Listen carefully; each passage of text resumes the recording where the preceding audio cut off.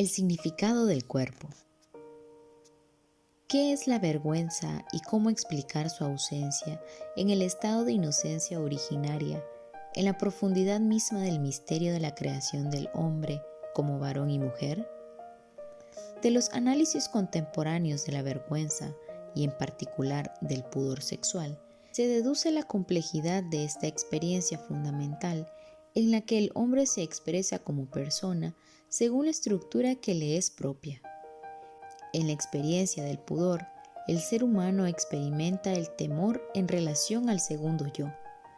Así, por ejemplo, la mujer frente al varón, y esto es sustancialmente temor por el propio yo. El pudor, el ser humano manifiesta casi instintivamente la necesidad de la afirmación y de la aceptación de este yo, según su justo valor. Lo experimenta al mismo tiempo, tanto dentro de sí como al exterior frente al otro.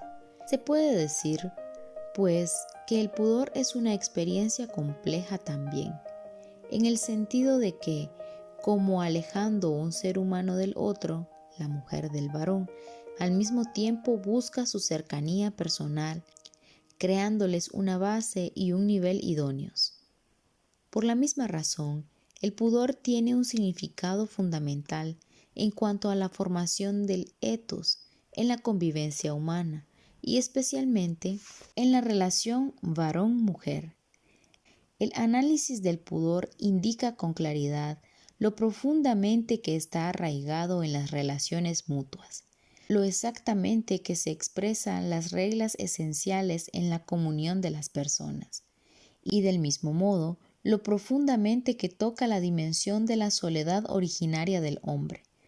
La aparición de la vergüenza en la sucesiva narración bíblica del capítulo 3 del Génesis tiene un significado pluridimensional y a su tiempo nos convendrá emprender de nuevo su análisis.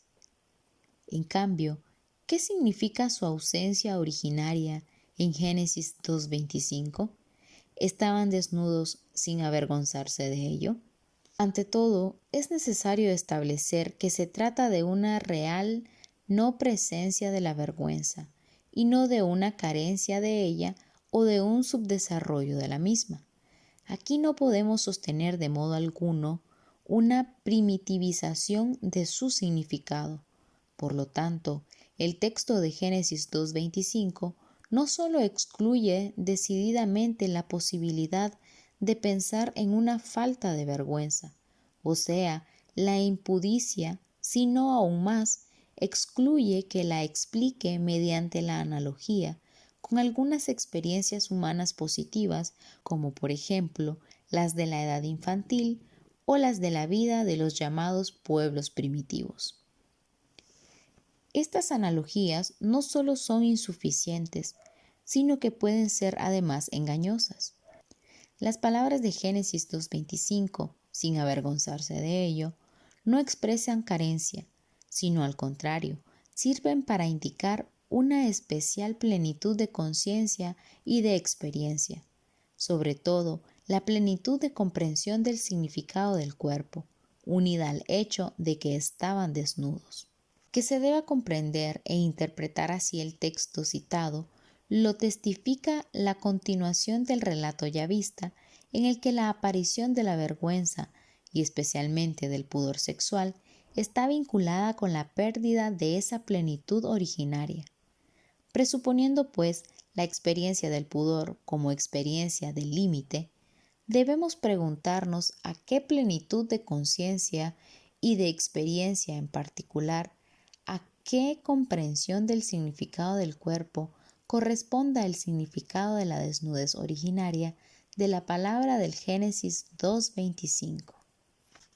Para contestar a esta pregunta es necesario tener presente el proceso analítico hecho hasta ahora, que tiene su base en el conjunto del pasaje ya vista. En este contexto, la soledad originaria del hombre se manifiesta como no identificación de la propia humanidad con el mundo de los seres vivientes que le rodean.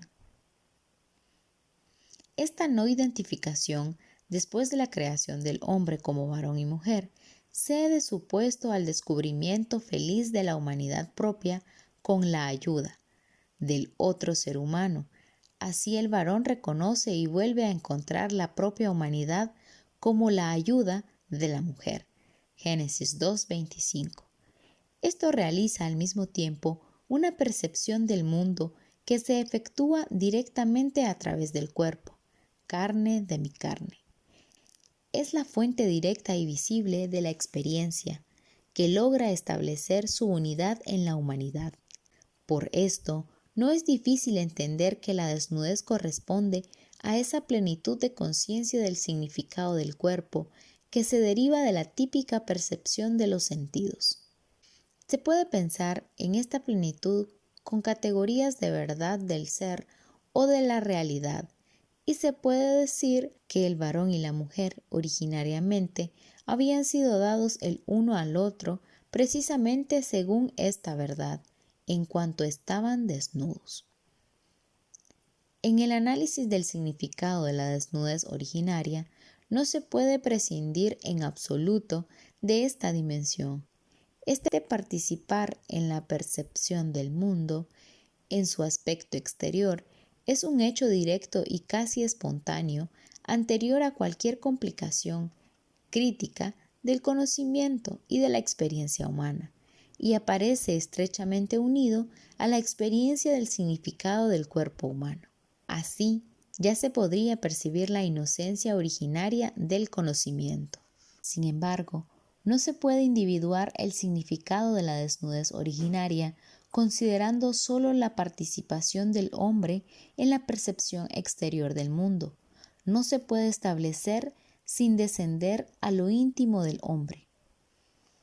El Génesis 2:25 nos introduce precisamente en este nivel y quiere que nosotros busquemos allí la inocencia originaria del conocer. Efectivamente, es necesario explicar y medir con la dimensión de la interioridad humana esa especial plenitud de la comunicación interpersonal, gracias a la cual varón y mujer estaban desnudos sin avergonzarse de ello. El concepto de comunicación en nuestro lenguaje convencional ha sido casi alineado de su más profunda, originaria matriz semántica.